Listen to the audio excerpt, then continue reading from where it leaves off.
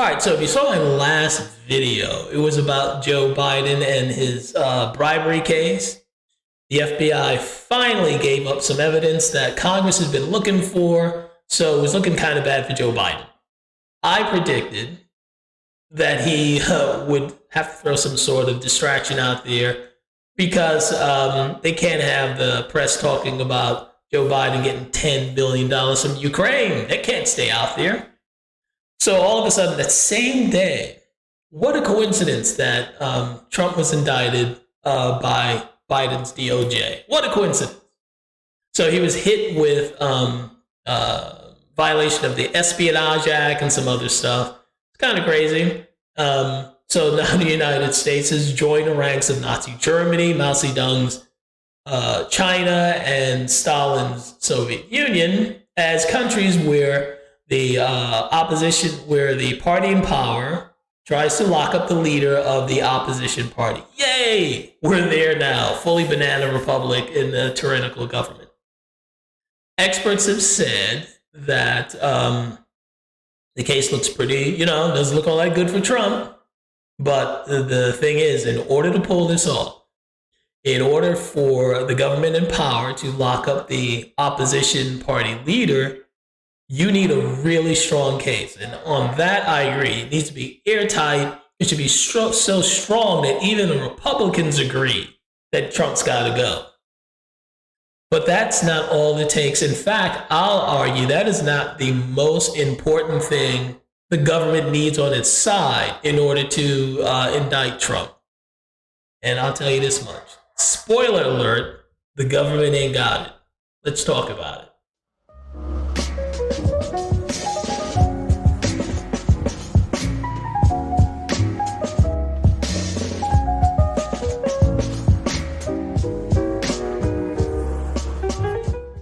Hello everyone, this is Keith. Welcome to the Ghetto Sapien channel, your home of inner city intelligence.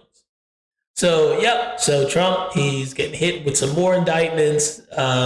This is not going to be all there is. They're going to keep hitting him with indictments. They're going to try and tie him up, drain his resources. And that's where we're going to go because they don't trust you to do the right thing at the polls. They got to eliminate the opposition now and limit your choice of who you can pick. Whoever they agree with is who you're going to be allowed to vote for, not who you really want to vote for. So be that as it may, what is this thing that the government needs that's even more important in a strong case? It needs the trust of the American public. It needs the goodwill.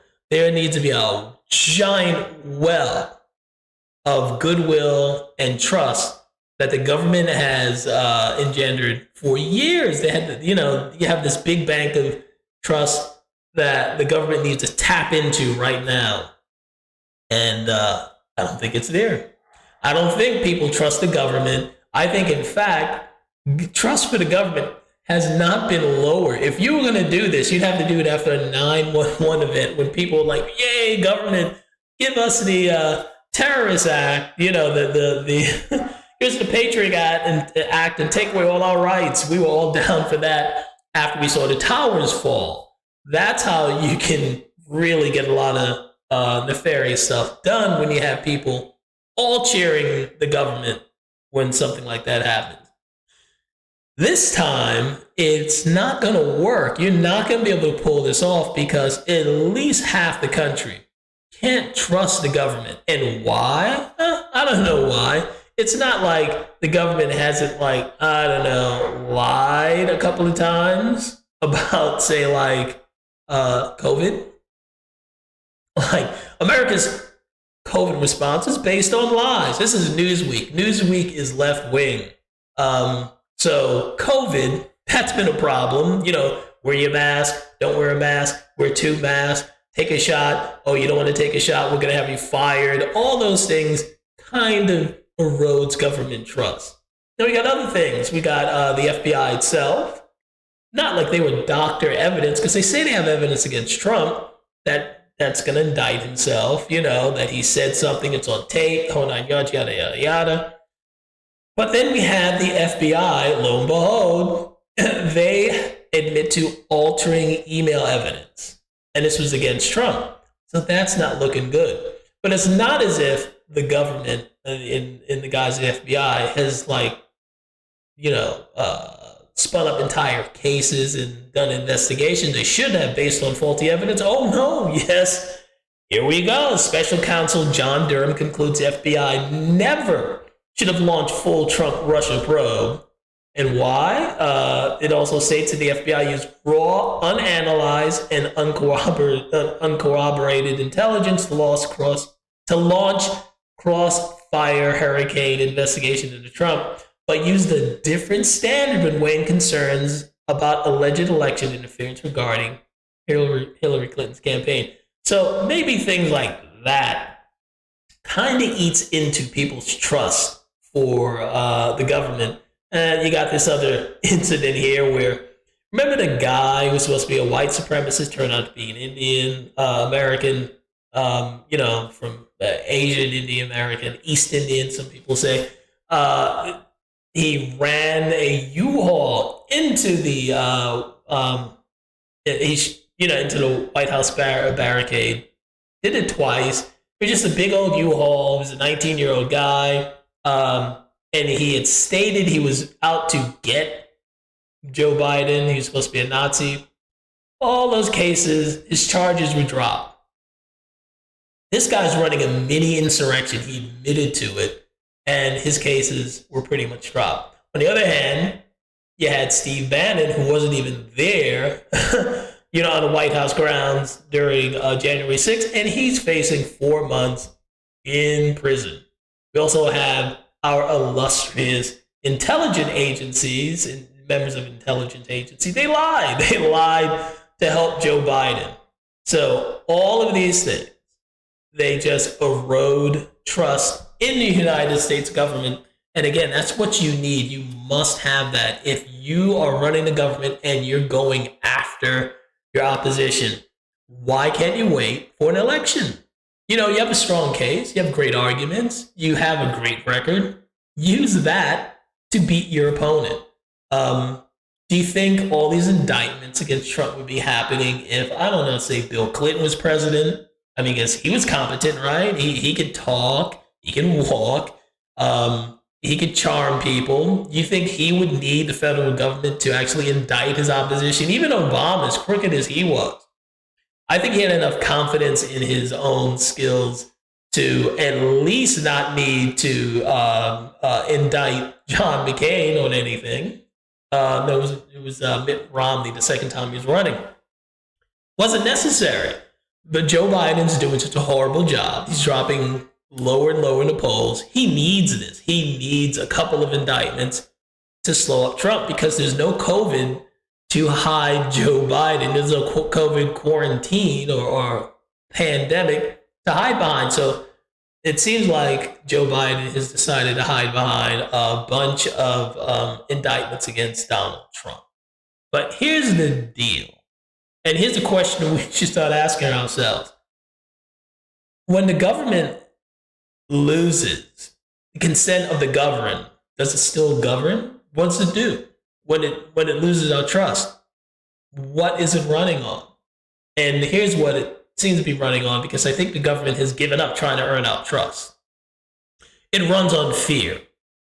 The government has a monopoly on violence, on power, on force. We can't really use it, and nor should we. We should go to the ballot box and change the government that way, not through violent means. But the government has the power to use force on us. They also have our tax money. So they have a lot of ways to govern us without consent. And I think that's what's happening now. And I think that's why they're so emboldened to go after Trump, because frankly, they don't give a crap about half the country. It's like they're going to shut up and they're going to do what we want. And we're going to push our way through this. And even if we find out 2 years from now, and that's what usually happens, after it's over, you find out that there were some shenanigans going on. The government did do stuff, like in case the 51 spies who lied to help hide, well, not hide, but to discredit the Hunter laptop story. What they do is they do it now. and they get the response they want, and then they'll admit, well, maybe we did something wrong after it's too late. I think that's what they're hoping for in this case, that some of the indictments are weak, and we'll find out like a year, 2 years after it's too late that, well, maybe we screwed up a little, but, so what? We're in power now. What are you going to do? So, yeah, the government stops using convincing arguments to move you. They use coercion instead, and that's what a government does when it no longer has the consent of the governed. But on our side, I think there's something that I'm going to term the political version of jury nullification. And jury nullification is when the jury just ignores the law and the evidence and just say, we're just not going to vote to convict this person. We don't really care what you think. We think your laws are unjust or the process is unjust. And I think that is what might happen in 2024. I think they're piling on Trump a little too much because in my personal life, I'm running into people who didn't vote for Trump and didn't really like him. They're starting to question the government for many reasons because it's starting to hit them in their pocket. It's starting to hit their home. It's starting to affect their children. And they're starting to pay attention to what's happening to Trump. And they can't quite jive up between he's only been in office for 4 years, but they've been investigating him for 6 years. And they've been ignoring other politicians who everyone admits is probably crooked. A lot of people don't really hold most politicians in high regard, let alone someone like Biden who's been in office for 50 years. They know he's done something crooked, and they're wondering why, again, Trump in 4 years is getting all of this heat and Biden is not getting anything.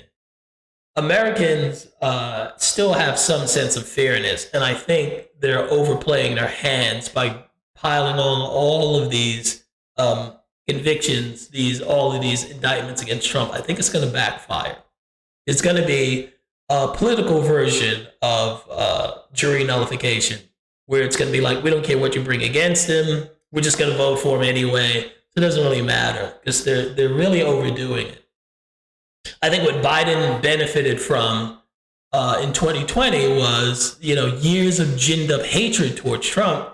So it didn't matter who Biden was or what he said. He just wanted to vote for anyone but Trump. I think Biden is inadvertently doing the same thing to himself. He's going to gin up so much hatred and disgust for himself. And there's a lot of stuff going on. I'll talk about in another podcast.